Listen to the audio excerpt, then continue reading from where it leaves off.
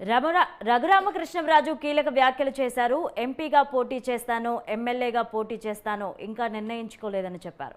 చాలామంది నన్ను అసెంబ్లీ స్పీకర్గా చూడాలనుకుంటున్నారు అని వ్యాఖ్యానించారు. కూటమి అభ్యర్థిగా పోటీ చేయడం నా ఆశయం అంటూ రఘురామకృష్ణంరాజు వ్యాఖ్యానించారు. ఎక్కడి నుంచి పోటీ చేస్తాననేది 2 రోజుల్లో తేలనుందని చెప్పారు.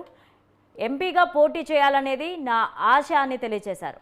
అసెంబ్లీలో ఉండాలనేది ప్రజల కోరిక అంటూ రఘురామకృష్ణరాజు చెప్పుకొచ్చారు. అయితే పోటీ చేయడం పక్కా, ఎక్కడి నుంచో ఇంకా తెలియదు అని రఘురామకృష్ణరాజు తెలియజేశారు.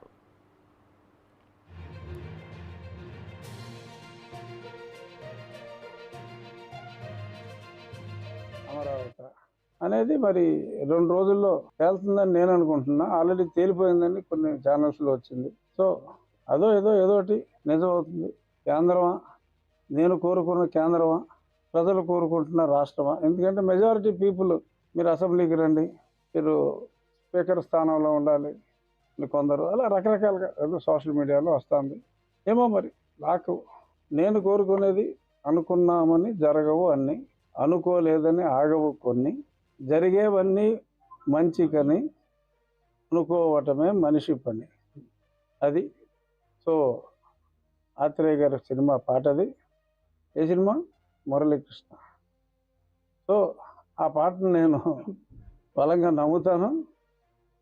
చూద్దాం మరి దేవుడు ఏం రాశాడో, ఈ నాయకులు ఏం రాయబోతున్నారో 1-2 రోజుల్లో తెలుస్తుంది.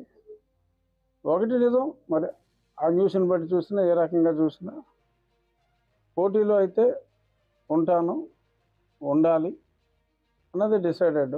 ఢిల్లీయా, అమరావతి అనేది మరి 2 రోజుల్లో తేలుతుందని నేను అనుకుంటున్నా. ఆల్రెడీ తేలిపోయిందని కొన్ని ఛానల్స్లో వచ్చింది. సో ఏదోటి నిజం అవుతుంది. కేంద్రమా, నేను కోరుకున్న కేంద్రమా,